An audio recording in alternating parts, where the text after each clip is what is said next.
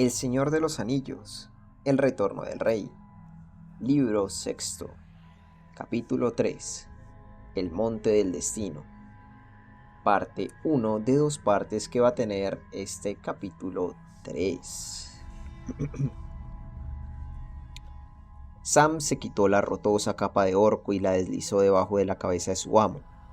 Luego abrió su cuerpo y el de Frodo con la mano gris de Lórien, y mientras lo hacía recordó de nuevo aquella tierra maravillosa y a la hermosa gente, confiando contra toda esperanza que el paño tejido por las manos élficas tendría la virtud de esconderlos en ese páramo aterrador.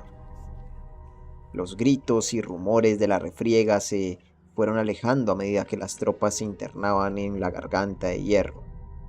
Al parecer, en medio de la confusión y el tumulto, la desaparición de los hobbits había pasado inadvertida, al menos por el momento.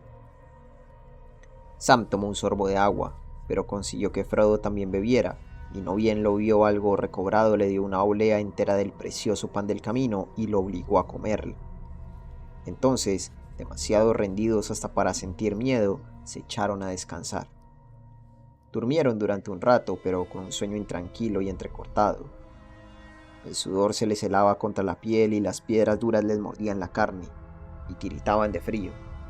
Desde la Puerta Negra en el norte y a través de Cirith Ungol corría susurrando a ras del suelo un soplo cortante y glacial. Con la mañana volvió la luz gris, pues en las regiones altas soplaban aún el viento del oeste, pero abajo, sobre las piedras y en los recintos de la tierra tenebrosa, el aire parecía muerto, helado y a la vez sofocante. Sam se asomó a mirar.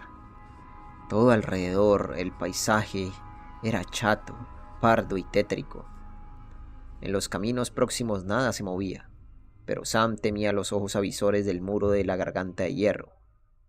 A apenas unas 200 yardas de distancia hacia el norte, al sudeste, lejana como una sombra oscura y vertical, se erguía la montaña, y de ella brotaban humaredas espesas, y aunque las que trepaban a las capas superiores del aire se alejaban a la deriva rumbo al este, alrededor de los flancos rodaban unos nubarrones que se extendían por toda la región. Algunas millas más al noreste se elevaban como fantasmas grises y sombríos los contrafuertes de los montes de ceniza, y por detrás de ellos, como nubes lejanas apenas más oscuras que el cielo sombrío, asomaban envueltas en brumas las cumbres septentrionales. Sam trató de medir las distancias y de decidir qué camino les convendría tomar. «Yo diría que hay por lo menos unas 50 millas», murmuró, preocupado, mientras contemplaba la montaña amenazadora. «Si es un trecho que en condiciones normales se recorre en un día, a nosotros, en el estado en que se encuentra el señor Frodo, nos llevará una semana». Meneó la cabeza, y mientras reflexionaba, un nuevo pensamiento sombrío creció poco a poco en él. La esperanza nunca se había extinguido por completo en el corazón animoso y optimista de Sam, y hasta entonces siempre había confiado en el retorno. Pero ahora, de pronto, veía a todas luces la amarga verdad. En el mejor de los casos, las provisiones podrían alcanzar hasta el final del viaje, pero una vez cumplida la misión, no habría nada más. Se encontrarían solos, sin un hogar, sin alimentos en medio de un pavoroso desierto. No había ninguna esperanza de retorno. «Así que era esta la tarea que yo me sentía llamado a cumplir cuando partimos», pensó Sam. «¿Ayudar al señor Frodo hasta el final y morir con él? Y bien, si esta es la tarea, tendré que llevarla a cabo. Pero desearía con toda el alma volver a ver del agua y a Rosita Coto y sus hermanos, y al tío y a Maravilla y a todos. Me cuesta creer que Gandalf le encomendara al señor Frodo esta misión, si se trataba de un viaje sin esperanza de retorno. Fue en Moria donde las cosas empezaron a andar atravesadas, cuando Gandalf cayó al abismo. ¡Qué mala suerte! Él habría hecho algo». Pero la esperanza que moría o parecía morir en el corazón de Sam se transformó de pronto en una fuerza nueva. El rostro franco del hobbit se puso serio, casi adusto. La voluntad se le fortaleció de súbito. Un estremecimiento lo recorrió de arriba abajo y se sintió como transmutado en una criatura de piedra y acero, inmune a la desesperación y a la fatiga, y a quien ni las incontables millas del desierto podían amilanar. Sintiéndose de algún modo más responsable, volvió los ojos al mundo y pensó en la próxima movida. Y cuando la claridad aumentó, notó con sorpresa que lo que a la distancia le habían parecido bajíos desnudos e informes era en realidad una llanura anfractuosa y resquebrajada. La altiplanicie de Gorgoroth estaba surcada en toda su extensión por grandes cavidades, como si en los tiempos en que era aún un desierto de lodo hubiera sido azotada por una lluvia de rayos y peñascos. Los bordes de los fosos más grandes eran de roca triturada y de ellos partían largas fisuras en todas direcciones. Un terreno de esa naturaleza se habría prestado para que alguien fuerte y que no tuviese prisa alguna pudiera arrastrarse de un escondite a otro sin ser visto, excepto por ojos especialmente avisores. Para los hambrientos y cansados que todavía tenían por delante un largo camino antes de morir, era de un aspecto siniestro. Reflexionando en todas estas cosas, Sam volvió junto a su amo. No tuvo necesidad de despertarlo.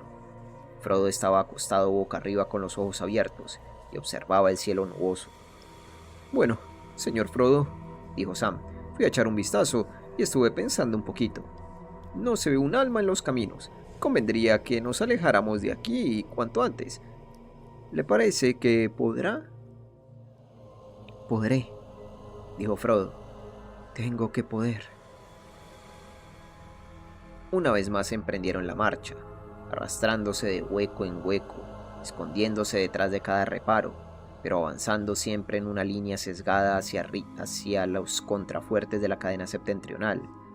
Al principio el camino que corría más al este iba en la misma dirección, pero luego se desvió y bordeando las faldas de las montañas se perdió a lo lejos en un muro de sombra negra. En las extensiones chatas y grises no se veían señales de vida, ni de hombres, ni de orcos, pues el Señor Oscuro casi había puesto fin a los movimientos de tropas, y hasta en la fortaleza donde reinaba buscaba el amparo de la noche, temeroso de los vientos del mundo que se habían vuelto contra él, quitándole los velos. Desazonado por la noticia de que espías temerarios habían logrado atravesar las defensas. Al cabo de unas pocas millas agotadoras, los hobbits se detuvieron. Frodo parecía casi exhausto. Sam comprendió que de esa manera, a la rastra o doblado en dos, o trastabillando en precipitada carrera, o internándose con lentitud en un camino desconocido, no podrían llegar mucho más lejos. «Yo volveré al camino mientras haya luz, señor Frodo», dijo. «Probemos de nuevo la suerte. Casi nos falló la última vez, pero no del todo. Una caminata de algunas millas a buen paso, y luego un descanso». Se arriesgaba a un peligro mucho mayor de lo que imaginaba, pero Frodo, demasiado ocupado con el peso del fardo y la lucha que se libraba dentro de él, no pensó en discutir. Además, se sentía tan desesperanzado que casi no valía la pena preocuparse. Treparon al terraplén y continuaron avanzando penosamente por el camino duro y cruel que conducía a la Torre Oscura. Pero la suerte los acompañó, y durante el resto de aquel día no se toparon con ningún ser viviente ni observaron movimiento alguno, y cuando cayó la noche desaparecieron de la vista, engullidos por las tinieblas de Mordor. Todo el país parecía recogido, como en espera de una tempestad, pues los capitanes del oeste habían pasado la encrucijada e incendiado los campos ponzoñosos de Imlad Morgul. Así prosiguió el viaje sin esperanzas, mientras el anillo se encaminaba al sur y los estandartes de los reyes cabalgaban rumbo al norte. Para los hobbits, cada jornada de marcha, cada milla, era más ardua que la anterior, a medida que las fuerzas los abandonaban y se internaban en regiones más siniestras. Durante el día no encontraban enemigos. A veces por la noche, mientras dormitaban acurrucados e inquietos en algún escondite a la vera del camino, oían clamores y el rumor de numerosos pies o del galope rápido de algún caballo espoleado con crueldad. Pero mucho peor que todos aquellos peligros era la amenaza cada vez más inminente que se cernía sobre ellos, la terrible amenaza del poder que aguardaba, abismado en profundas cavilaciones y en una malicia insomne detrás del velo oscuro que ocultaba el trono.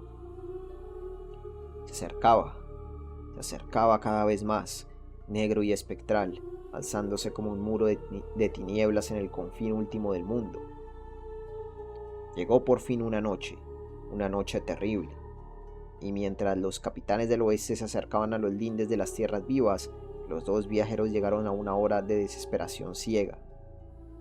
Hacía 4 días que habían escapado de las filas de los orcos, pero el tiempo los perseguía como un sueño cada vez más oscuro. Durante todo aquel día, Frodo no había hablado ni una sola vez. Caminaba encorvado, tropezando a cada rato, como si ya no distinguiera el camino.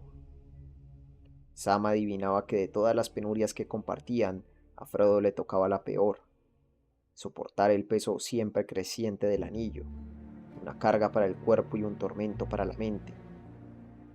Y veía con desesperación que la mano de Frodo se alzaba de tanto en tanto como para esquivar un golpe, o para proteger los ojos contraídos de la mirada inquisitiva de un ojo abominable, y que la mano derecha subía de vez en cuando al pecho para aferrarse a algo, y que luego, como dominándose, lo soltaba lentamente.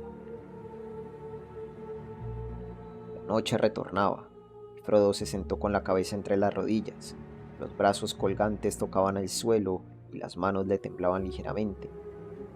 Sam no dejó de observarlo hasta que la oscuridad los envolvió y no pudieron verse. Entonces, no encontrando más que decir, se volvió a sus propios y sombríos pensamientos. Pero a él, aunque exhausto y bajo una sombra de temor, aún le quedaban fuerzas. En verdad, las lembas tenían una virtud sin la cual hacía tiempo se habrían acostado a morir, pero no saciaban el hambre, y por momentos Sam soñaba despierto con comida y suspiraba por el pan y las viandas sencillas de la comarca. Y sin embargo, este pan del camino de los elfos tenía una potencia que se acrecentaba a medida que los viajeros dependían solo de él para sobrevivir, y lo comían sin mezclarlo con otros alimentos. Nutría la voluntad, daba fuerza y resistencia, permitiendo dominar los músculos y los miembros más allá de toda medida humana. Ahora, sin embargo, era menester tomar una determinación. Por aquel camino ya no podían caminar, pues llevaba al este, hacia la gran Sembra, mientras que la montaña se erguía ahora a la derecha, casi en línea recta al sur, y hacia allí tenían que ir. Pero ante ella se extendía una vasta región de tierra humeante, yerma, cubierta de cenizas. «¡Agua! ¡Agua!», murmuró Sam. Había evitado beber y ahora tenía la boca reseca y la lengua pastosa e hinchada. Aún así les quedaba bien poca, tal vez una media botella, y para quién sabe cuántos días de marcha. Y se les habría agotado hacía tiempo si no se hubieran atrevido a tomar por el camino de los orcos. Porque a lo largo del camino, a grandes intervalos, habían construido cisternas para las tropas que enviaban con urgencia a las regiones sin agua. En una de aquellas cisternas, Sam había encontrado un fondo de agua, enlodada por los orcos, pero suficiente en este caso desesperado. Sin embargo, de eso hacía ya un día entero, y no tenía esperanzas de encontrar más. Al fin, abrumado por las preocupaciones, Sam se adormeció. Quizá la mañana, cuando llegase, traería algo nuevo. Por el momento no podía hacer más. Los sueños se le confundían con la vigilia en un duermevela desasosegado. Veía luces semejantes a ojos voraces y malévolos, formas oscuras y rastreras, y oía ruidos como de bestias salvajes, los gritos escalofriantes de criaturas torturadas. Y cuando despertaba, sobresaltado, se encontraba en un mundo oscuro, perdido en un vacío de tinieblas. Una vez al incorporarse y mirar en torno con ojos despavoridos, creyó ver unas luces pálidas que parecían ojos, pero que al instante parpadearon y se desvanecieron. Lenta, como con desgana, transcurrió aquella noche espantosa. La mañana que siguió fue lívida y apagada, pues allí, ya cerca de la montaña, el aire era eternamente lóbrego, y los velos de la sombra que Sauron tejía alrededor salían arrastrándose desde la torre oscura. Tendido de espaldas en el suelo, Frodo continuaba inmóvil, y Sam, de pie junto a él, no se decidía a hablar, aunque sabía que era él ahora quien tenía la palabra. Era menester que convenciera a Frodo de la necesidad de un nuevo esfuerzo. Por fin se agachó y, acariciando la frente de Frodo, le habló al oído. «Despiértese, mi amo», dijo. «Es hora de volver a partir». Como arrancado del sueño por el sonido repentino de una campanilla, Frodo se levantó rápidamente y miró en lontananza, hacia el sur. Pero cuando sus ojos tropezaron con la montaña y el desierto, volvió a desanimarse.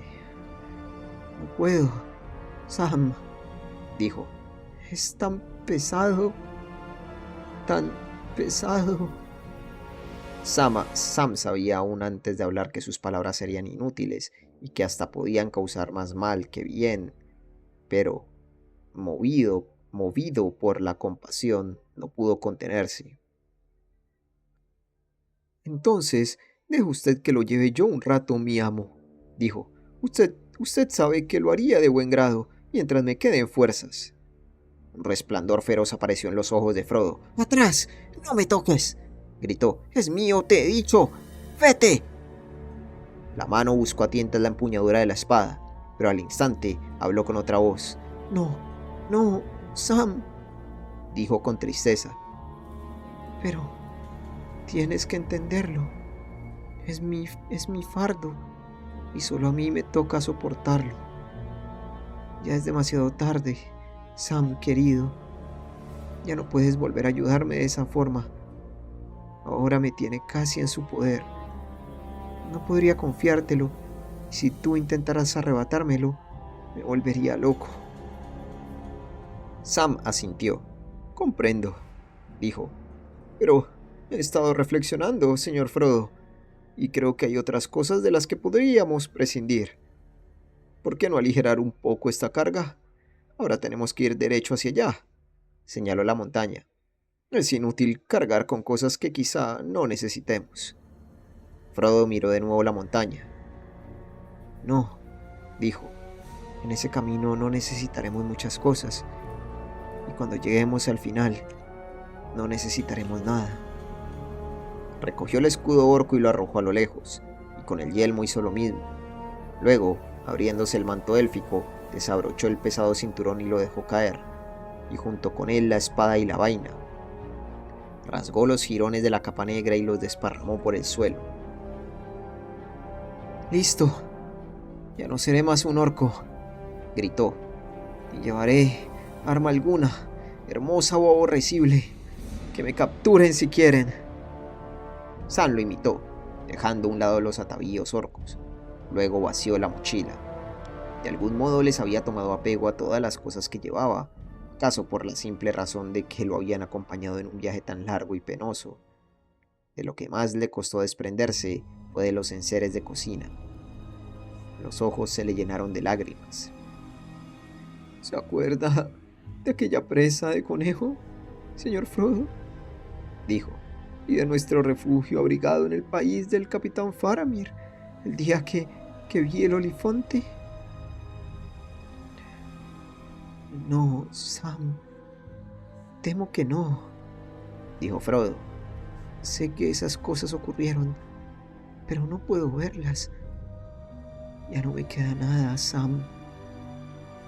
Ni el sabor de la comida, ni la frescura del agua, ni el susurro del viento, ni el recuerdo de los árboles, la hierba y las flores, ni la imagen de la luna y las estrellas.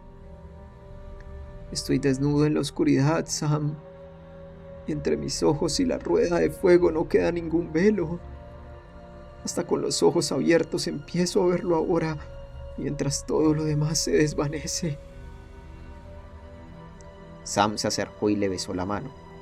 «Entonces, cuanto antes nos libremos de él, más pronto descansaremos», dijo con la voz entrecortada, no encontrando palabras mejores. «Con hablar no remediamos nada», murmuró para sus adentros, mientras recogía todos los objetos que habían decidido abandonar.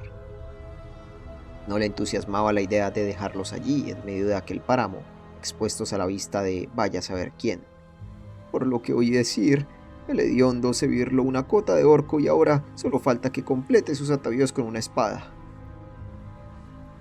Como si sus manos no fueran ya bastante peligrosas cuando están vacías, y no permitiré que ande toqueteando mis cacerolas. Llevó entonces todos los utensilios a una de las muchas fisuras que surcaban el terreno y los echó allí. El ruido que hicieron las preciosas marmitas al caer en la oscuridad resonó en el corazón del hobbit como una campana fúnebre. Regresó y cortó un trozo de la cuerda élfica para que Frodo se ciñera la capa gris alrededor del talle. Enrolló con cuidado lo que quedaba y lo volvió a guardar en la mochila. Aparte de la cuerda, solo conservó los restos del pan del camino y la cantimplora. Y también a Dardo, que aún le pendía del cinturón. Y ocultos en un bolsillo de la túnica junto a su pecho, el frasco de Galadriel y la cajita que le había regalado la dama. Y ahora, por fin emprendieron la marcha de cara a la montaña, ya sin pensar en ocultarse, empeñados, a pesar de la fatiga y la voluntad vacilante, en el esfuerzo único de seguir y seguir. En la penumbra de aquel día lóbrego, aun en aquella tierra siempre alerta, pocos hubieran sido capaces de descubrir la presencia de los hobbits, salvo a corta distancia. Entre los esclavos del Señor Oscuro, solo los Nazgûl hubieran podido ponerlo en guardia contra el peligro que se arrastraba, pequeño pero indomable, hacia el corazón mismo del bien resguardado territorio. Pero los Nazgûl y sus alas negras estaban ausentes del reino, cumpliendo la misión que les había sido encomendada, la de acechar, muy lejos de allí, la marcha de los capitanes del oeste, y hacia ellos se volvía el pensamiento de la Torre Oscura. Aquel día Sam creyó ver en su mano una nueva fuerza, más de lo que podía justificar el aligeramiento casi insignificante de la carga. Durante las primeras etapas progresaron más rápidamente de lo que Sam se había atrevido a esperar. Aunque el terreno era escabroso y hostil, avanzaron mucho y la montaña se veía cada vez más próxima. Pero con el correr del día, cuando la escasa luz empezó a declinar, Frodo volvió a encorvarse y a tropezar, como si el reiterado esfuerzo hubiese consumido todas las energías que le quedaban. En el último alto se dejó caer y dijo: «Tengo sed, Sam», y no volvió a pronunciar palabra. Sam le hizo beber un largo sorbo de agua. Ahora en la botella quedaba solo otro trago. Sam no bebió, pero más tarde, cuando de nuevo cayó sobre ellos la noche de Mordor, el recuerdo del agua se le apareció una y otra vez, y cada arroyuelo, cada río, cada manantial que había visto en su vida, a la sombra verde de los sauces o centelleantes al sol, danzaba y se rizaba en la oscuridad, atormentándolo. Sentía en los dedos de los pies la caricia refrescante del barro cuando chapoteaba en el lago de Del Agua con Alegre Coto y Tom y Nipo, y con la hermana de ellos, Rosita. «Pero hace añares de esto», suspiró, «y tan lejos de aquí. El camino de regreso, si lo hay, pasa por la montaña». No podía dormir y discutió consigo mismo. «Y bien, veamos. Nos ha ido mejor de lo que esperabas», se dijo con firmeza. «En todo caso, fue un buen comienzo. Me parece que hemos recorrido la mitad del camino antes de detenernos. Un día más y asunto terminado». Hizo una pausa. «No seas tonto, Sam Gamgee», se respondió con su propia voz. «Él no podrá continuar como hasta ahora un día más, y eso sí puede moverse. Y tampoco tú podrás seguir así mucho tiempo. Si le das alto del agua y casi todo lo que queda para comer. Todavía puedo seguir un largo trecho, y lo haré». «¿Hasta dónde?» «Hasta la montaña, naturalmente». «Pero entonces, Sam Gamgee, ¿entonces qué? Cuando llegues allí, ¿qué vas a hacer? Él solo no podrá conseguir nada». Sam comprendió, desconsolado, que para esa pregunta no tenía respuesta. Frodo nunca le había hablado mucho de la misión, y Sam sabía vagamente que de algún modo había que arrojar el anillo al fuego. Las grietas del destino, murmuró, mientras el viejo nombre le volvía a la memoria. Pues bien, si el amo sabe cómo encontrarlas, yo no lo sé. Ahí lo tienes, llegó la respuesta. Todo es completamente inútil. Él mismo lo dijo. Tú eres el tonto. Tú sigues afanándote, siempre con esperanzas. Hace días que podías haberte echado a dormir junto a él si no estuvieras tan emperrado. De todos modos te espera la muerte o algo peor aún. Tanto da que te acuestes ahora y te des por vencido, nunca llegarás a la cima. Llegaré, aunque deje todo menos los huesos por el camino, y llevaré al señor Frodo a cuestas, aunque me rompa el lomo y el corazón. Así que basta de discutir. En aquel momento, Sam sintió temblar la tierra bajo sus pies y oyó, o sintió un rumor prolongado, profundo y remoto, como de algún trueno prisionero en las entrañas de la tierra. Una llama roja centelleó un instante por debajo de las nubes y se extinguió. También la montaña dormía intranquila.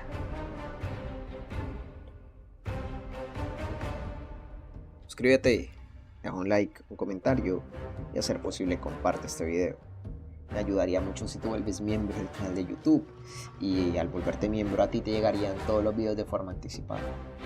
Fin de esta parte 1. Ok, Frodo cada vez está más en la mierda por estar luchando contra el anillo, contra la voluntad del anillo.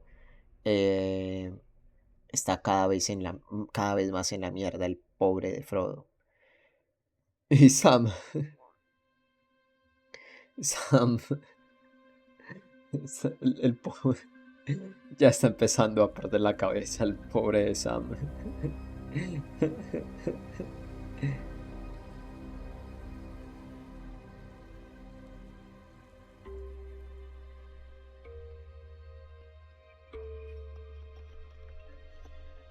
Así que vamos a ver qué pasa. Pero no hay muchas esperanzas con que ellos dos sobrevivan. Bueno, Frodo siempre lo tuvo claro, ¿no? Sam es el que ahora se está más o menos dando cuenta de la realidad del asunto. Bueno, en fin. Espero que hayan disfrutado de la narración. Nos vemos en la próxima. Bye.